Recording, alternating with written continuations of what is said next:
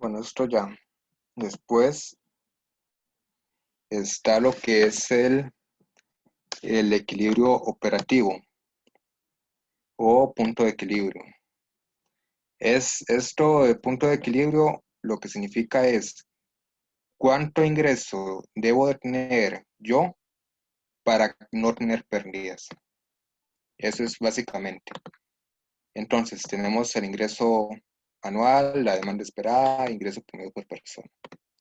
Quiero que nos esté importando es este dato que es el ingreso promedio por persona. Este ingreso contiene lo que es la entrada al tour, la cafetería y el souvenir. Para hacer esta fórmula se necesitan lo que son los costos fijos y los costos variables. Los costos fijos son los que se van a mantener, lleguen 5 personas o lleguen 1000 personas, siempre van a ser los mismos. Entonces tenemos los salarios que se van a mantener igual, el mantenimiento y los servicios públicos. Entonces los costos fijos van a ser de 109 millones. Los costos variables sí los saqué, más o menos los saqué ahí. Entonces, digamos que la alimentación va a costar 2.000 colones por persona. El uso del teleférico, por ejemplo, un gasto de electricidad por cada viaje o por cada persona de 3.500. Supongamos que a cada persona le vamos a dar un kit personal de limpieza. Algún costo de mercadería, que este costo de mercadería es el costo de ventas de lo que es el souvenirs, y digamos que van a tener una alianza y por cada persona van a tener una comisión a turoperadores de 5.000 colones. Entonces así sacamos lo que son todos los costos variables. Y se aplica esta fórmula que la verdad no sé por qué el profe se las complicó tanto, porque perfectamente se puede sacar de otra manera, que es los costos fijos, que son de 109 millones. Estos costos fijos se van a dividir entre lo que es el precio de venta menos los costos variables. Entonces ya nos da lo que es el punto de equilibrio.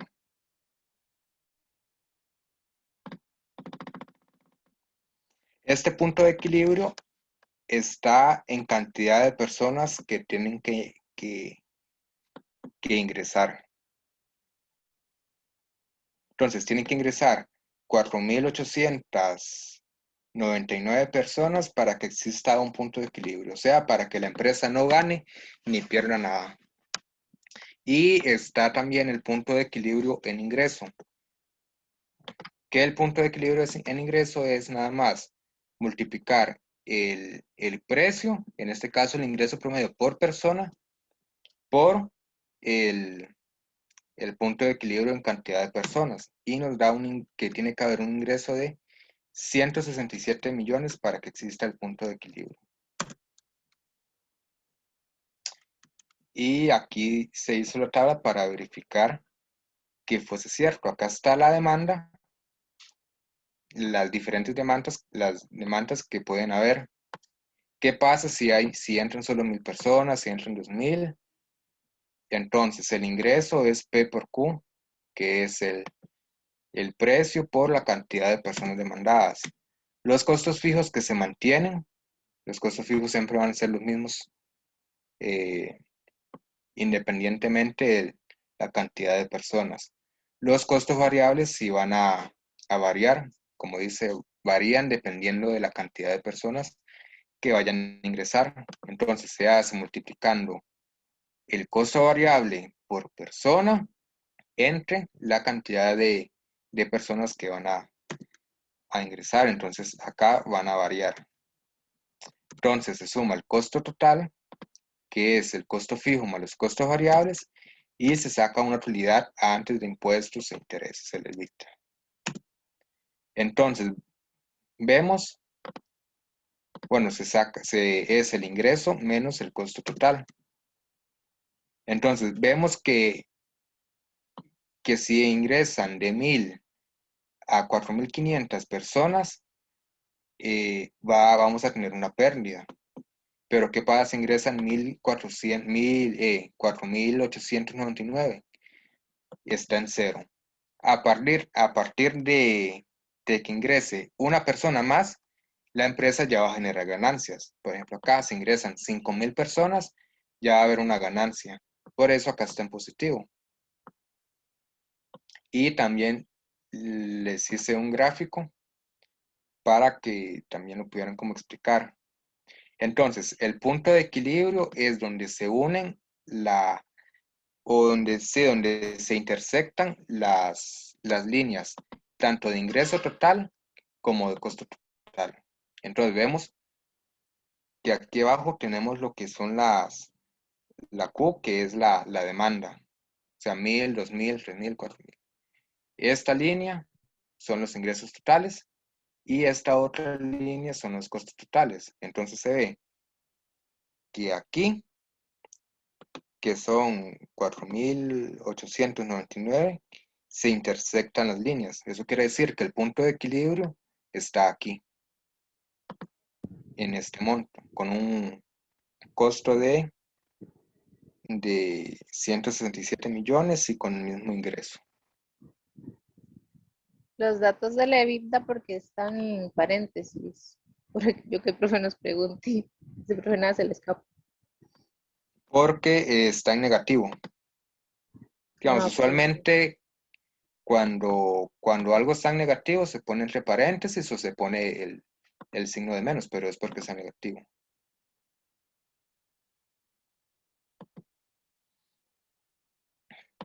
Después vienen las razones financieras. Las razones existen varias, bueno, bastantes diría yo. Y de hecho el profe tenía un montón más. ¿Qué son estas?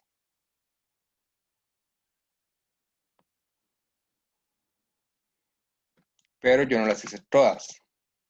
Si acaso el profe les pregunta, o ustedes antes de que pregunte, le dicen que nada más hicieron las que consideraban como más importantes para la empresa, nada más, porque sí son bastantes.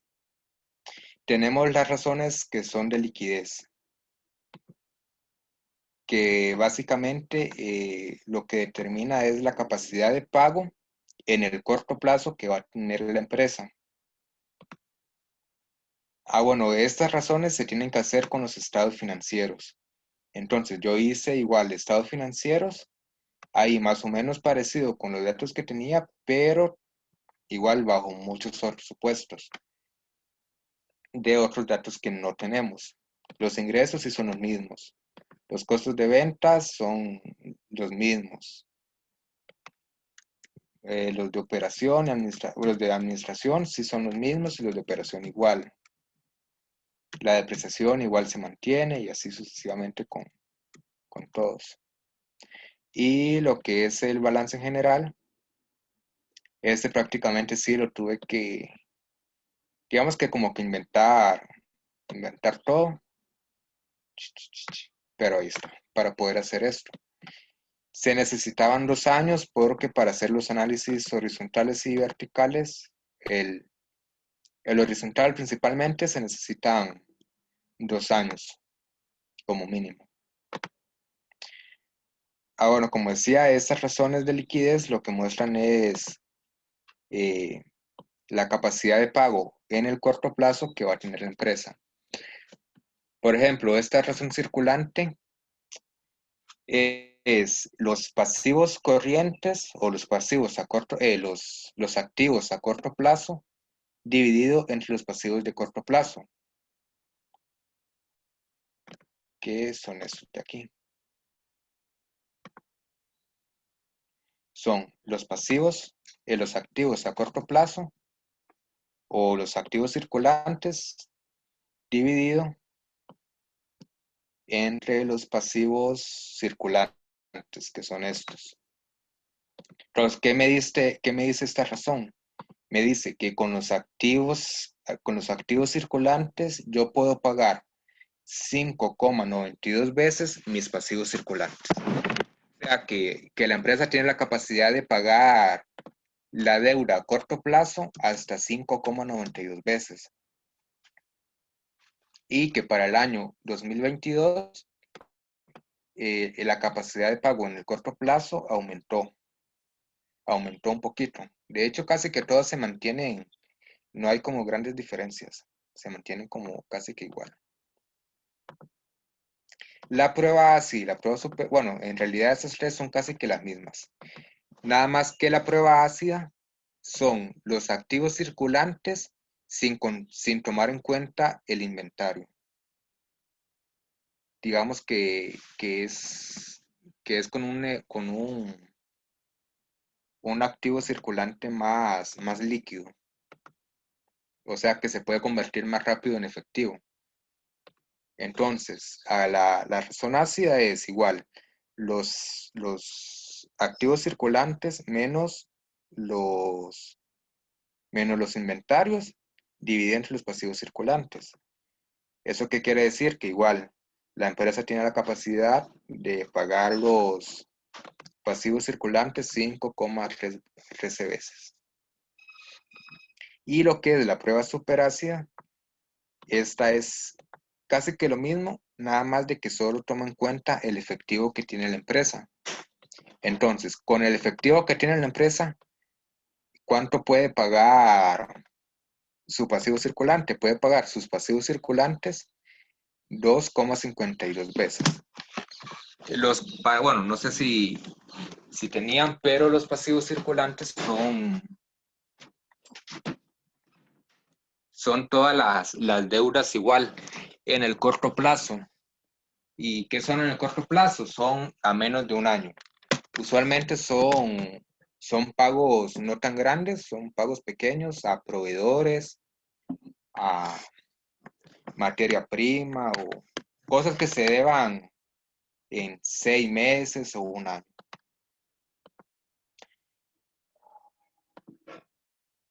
Ay, esta no la hice. Bueno, esa la hago ahora. Tenemos la razón de apalancamiento, que es la razón de deuda. Es básicamente el porcentaje de deuda que tiene la empresa. En este caso, la razón de deuda, ¿qué nos indica? Bueno, la empresa está endeudada en un 70%. ¿Y cómo se calcula? Aquí.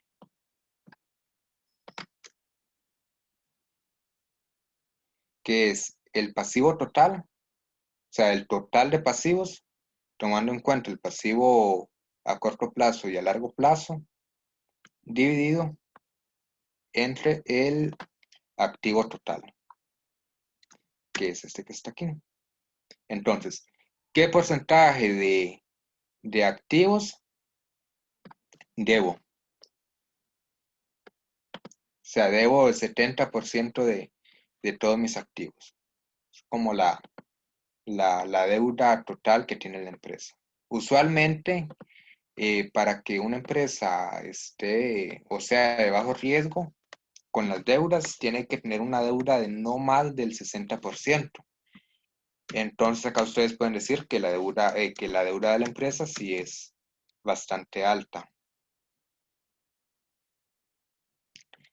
Las de actividad, en el escrito solo creo que puse las de cobro y estas. Que esas son la rotación de cuenta por cobrar, que lo que indica es cuántas veces al año se cobran las cuentas. Pero para sacarlo en días, se divide la rotación de cuentas por cobrar entre 360. ¿Y eso qué nos indica? Que nos indica que las cuentas por cobrar se hacen en efectivo cada 1,82 días. Eso quiere decir que usted da no sé, usted a un tour operador le da 5 tours gratis o 5 tours a crédito, pero el tour operador va a durar 1,82 días en pagarle. Y los días de, bueno, la rotación de inventario es cuántas veces rotan los inventarios en el año. Entonces, en este caso, los días de inventario van a ser 3,31. Entonces, el inventario va a rotar cada 3,31 días.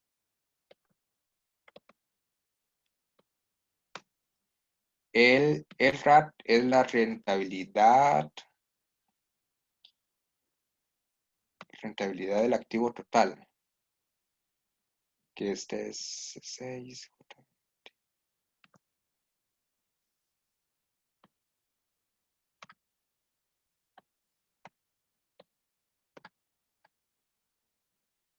que es el ingreso dividido entre el activo total. ¿Eso qué quiere decir? Que por cada colón de activo está generando 60 colones en ingresos. Esa es la rentabilidad que va a tener el activo. Es decir, si usted tiene un colón en activo, ese colón en activo le va a generar a usted 0,60 colones en ingresos. Entre más alta sea la rentabilidad del activo total, va a ser mejor, pero no hay como un número mágico. Y después están las de rentabilidad, que estas son como más sencillas. El MUP es el margen de utilidad bruta, el margen de utilidad operativa y el margen de utilidad neta, que son estos. Acá tenemos el margen de utilidad, la utilidad bruta, la utilidad operativa y la utilidad neta. Que esto como se saca es dividiendo el ingreso total, no, dividiendo C8, C6, C8, C6. Dividiendo, para sacar el de utilidad bruta, por ejemplo, se divide la utilidad bruta entre el ingreso total. ¿Y esto qué quiere decir? Que el 65% de la utilidad de los ingresos van a corresponder a la utilidad bruta. La utilidad operativa va a ser la misma, que del total de ingresos, el 46% va a ser de la utilidad operativa, y como el más importante aquí es la utilidad neta. Entonces, del total de ingresos, el 32% va a pertenecer a la utilidad neta. Estos de aquí, bueno, yo los puse acá, pero también los puse acá, que es el ROE, el ROI y el ROI.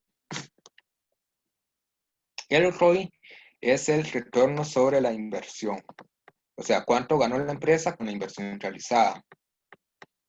Y se saca y la fórmula es beneficio generado antes de intereses e impuestos y el valor de la inversión, que es el activo total. Entonces, para cada año saqué lo que es la utilidad antes de impuestos, intereses y el activo total, que nos da 28,20%. Es decir, que por cada 100 colones que invierte en este activo, la empresa obtiene un retorno de inversión de 128 colones. Básicamente es eso. Y lo que es el ROE es la rentabilidad sobre fondos propios, o sea, los fondos propios de la empresa. Cuando mayor sea el ROE, mayor será la rentabilidad que una compañía puede generar en relación con los recursos propios que emplea para financiarse. En este caso es del 67, el 65% y 61%.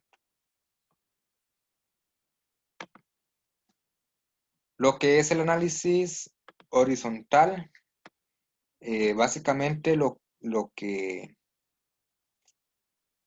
nos muestra es la variación en las cuentas entre un año y otro año. Entonces, se pone de dos formas. Se pone de forma absoluta, o sea, en números, y se pone en forma relativa o porcentual. En este caso, los ingresos del año 2002, del año 2022 al año 2021, lo que varió fue 1.541.000. Y la variación porcentual, ¿cuánto varió en términos porcentuales? Varió en un 0,40%. Y así con cada uno de los, de las cuentas. Aquí como lo más importante que pueden exponer son como, bueno, explicar cómo fue que se hizo y explicar las cuentas que tuvieron como una mayor variación. Por ejemplo, la cuenta que tuvo mayor variación acá fue la de gastos de operación, que tuvo una variación de 26%, que eso son 4 millones y algo.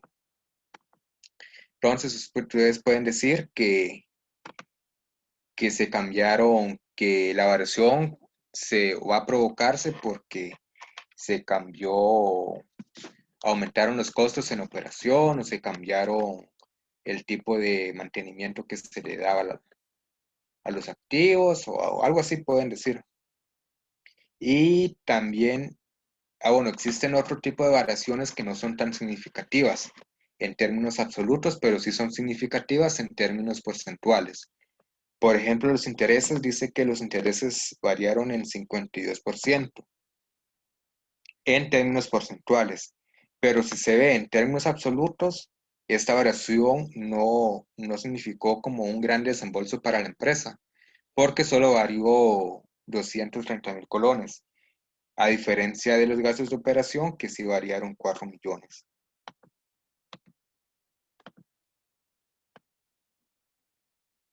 Y con el balance general se hace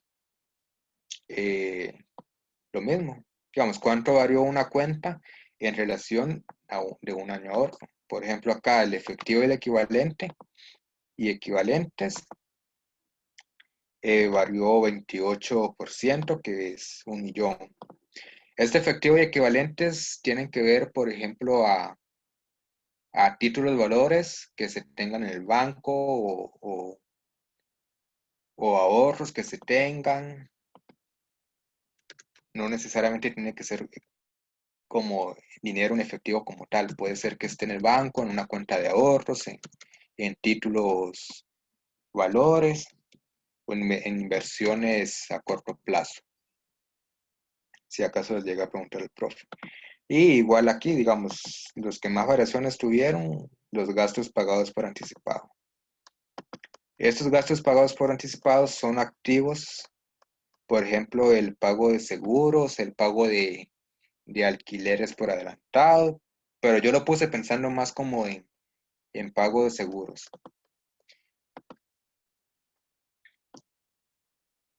Tenemos los activos a largo plazo, que es como lo que más se lleva en activos, digamos, los inmuebles, no sé, terreno, maquinaria para operar el teleférico, entre otras cosas. Y otros activos que digamos que los puse que aumentaron, por ejemplo, pueden decir que fue porque se adquirieron más mobiliarios y más equipo para las cafeterías o equipo nuevo para el teleférico, cosillas así. Aunque en realidad no varió mucho en términos absolutos. Y bueno, pasivos circulantes, igual. Aquí varió 95% en términos relativos, pero en términos absolutos no significa un gran desembolso, porque apenas son 221.000 colones. Igual en gastos acumulados y otras cuentas por pagar, varió demasiado, pero en términos absolutos no varió mucho. Y en el patrimonio igual, acá nada más pueden decir las cuentas que tuvieron un poquito de variación. Si acaso el profe les pregunta, para que un balance en general esté bueno, los activos totales, que es este monto de acá, debe ser el mismo monto que la suma de el total de pasivo y patrimonio. Entonces son 642 millones en pasivo y patrimonio y 642 millones en el total de activos. El análisis vertical se hace igual con los estados financieros y este lo que hace es tener la composición de cuál es la composición de cada una de las cuentas. Por ejemplo, en el estado de resultados se toma como principal lo que son los ingresos. Entonces, todas las otras cuentas van a estar relacionadas al ingreso. Por ejemplo, el costo de ventas va a ser un 34,84% de los ingresos. La utilidad bruta es 65% de los ingresos. Y aquí los montos como más significativos son el costo de ventas. Pueden mencionar lo que es el costo de ventas en cada año, cuál es su composición y los gastos de administración, que son como los que más absorben los ingresos. Y también podría ser el impuesto.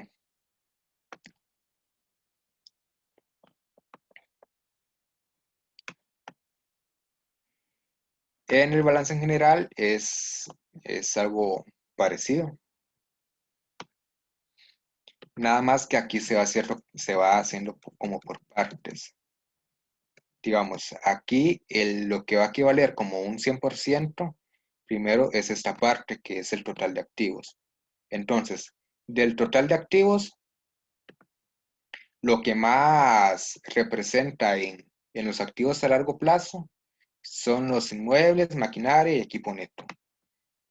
¿Por qué? Porque de ahí es lo que vale más. El teleférico, los inmuebles que van a tener, el terreno, etcétera. Y en los pasivos circulantes, los que más van a valer son, o los que más representan es el efectivo, y prácticamente es el efectivo el que más porcentaje tiene. Y el que menos porcentaje tiene es aquí las cuentas por cobrar. Entonces, básicamente es la composición de cada una de las cuentas. Y aquí tenemos el pasivo y el patrimonio, que como un 100% acá se va a tomar lo que es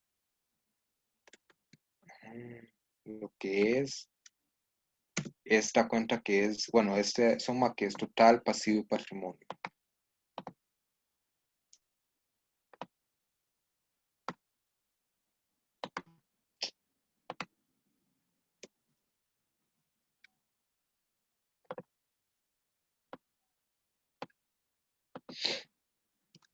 Que igual ustedes pueden elegir qué consideran que es lo que ha tenido como más variación. Pero acá entre los más importantes pueden ser los préstamos a largo plazo, que es deuda prácticamente. Entonces, acá también se puede ver que la deuda de la empresa es bastante alta. Otro monto, otro rubro que es alto es el capital social, que es básicamente el aporte de los socios en la empresa. Y yo creo que básicamente eso. Eh, tenemos el ahorro, que esto lo había hecho Juheini. ¿Cómo es que se pronuncia? Juheini. Juheini. Eso lo había hecho usted. Que eran que en caso de implementar siembra de café, ¿qué era mejor? ¿Hacer una inversión en tecnología mecanizada o costo de mano de obra tradicional? Entonces acá tenemos todos los supuestos. Y esto es igual como evaluar un proyecto con valor actual neto, como lo hicimos al inicio, que tenemos el costo de mano de obra por hectárea,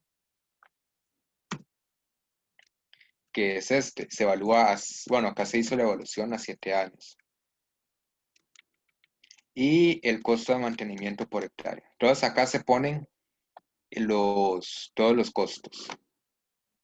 El total de costos a valor nominal y se tiene que sacar el costo a valor real de cada uno eh, de los años.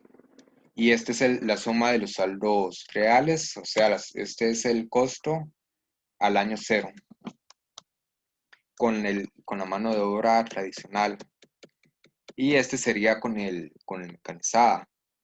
Todo es igual, se ponen todos los costos que conllevan hacerlo mecanizado. Acá, como hay un incremento en la productividad, esto se resta y esta va a ser la suma de saldos reales y esta va a ser el total, el total de los costos. Entonces, la diferencia entre uno y otro va a ser de 3 millones. Sin embargo, hay que restarle lo que es la inversión. Entonces, el valor actual neto de hacerlo con uno o con otro, descontando la inversión, es de 2.627.000. ¿Eso qué quiere decir? Que la riqueza va a aumentar si se hace con mano de obra mecanizada.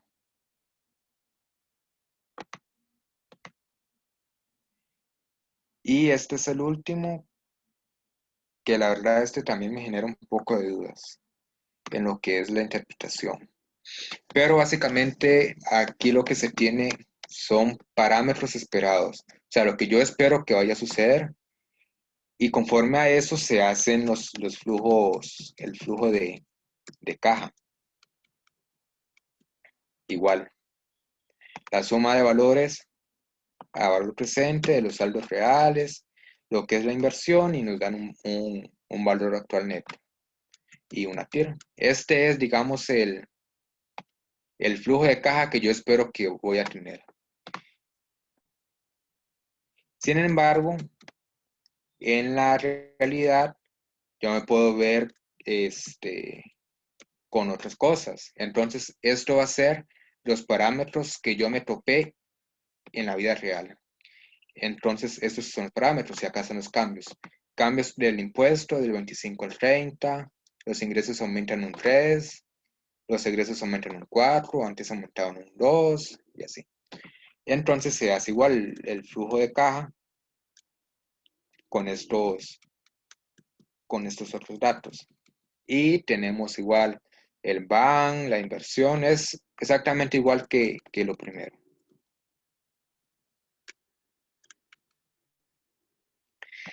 Entonces tenemos la suma de los datos, de los saldos reales observados, que es el segundo, o sea, digamos, lo que yo me topé en la realidad, y la suma de los saldos esperados. Hay una diferencia de 216 millones de colones. Esto fue, digamos, lo que yo perdí de lo real menos lo esperado. Ahora, la evaluación la vamos a hacer en el año 8. Entonces, del año 8 al año 15, cuáles van a ser los ingresos que yo pudiera haber esperado? Serán estos,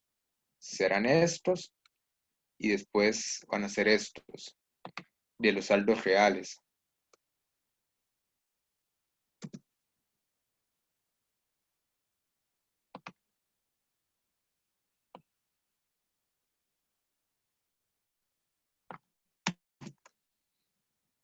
Y después tenemos lo que es la evaluación.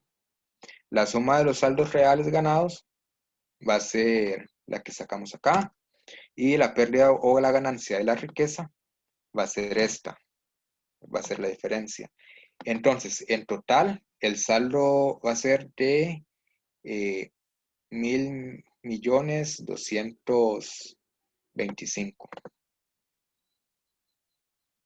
Ahora, dice que se espera generar una riqueza de 1.800 millones y no de 2.400 como se había pensado inicialmente. Sin embargo, sí se va a generar riqueza. ¿Eso qué quiere decir?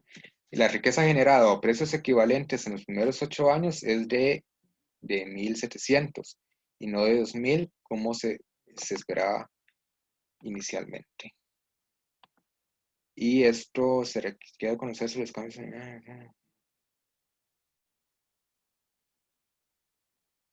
Esto creo que lo puedo eliminar. Y básicamente es eso.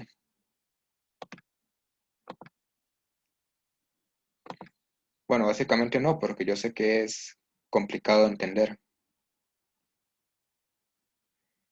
Pero yo creo que sería eso. Sí, sí, y creo que sí quedaron varias cosas claras.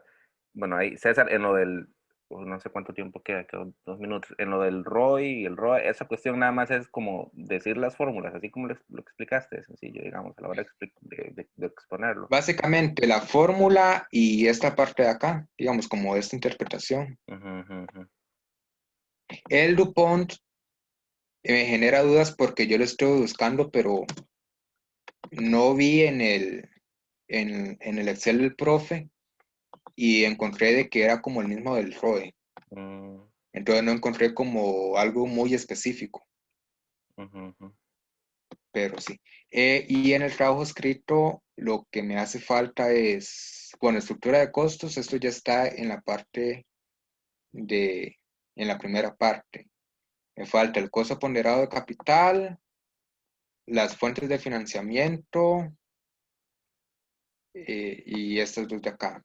Esta tasa de interés simple y compuesta, o sea, sí sé cuáles son las definiciones de cada una, pero no sé cómo aplicarlo al proyecto. Pero yo lo que tenía pensado nada más como poner la definición de cada una y poner como un ejemplo. Pero no sé si el profe habló algo de eso en los Excel o algo así. No, el Excel no explicó nada, lo que se fue igual, como dices, explicar ejemplos y así, pero nunca Sí, dio porque nada, lo una que vi presentación. nada más fue interés, ya se va a terminar, interés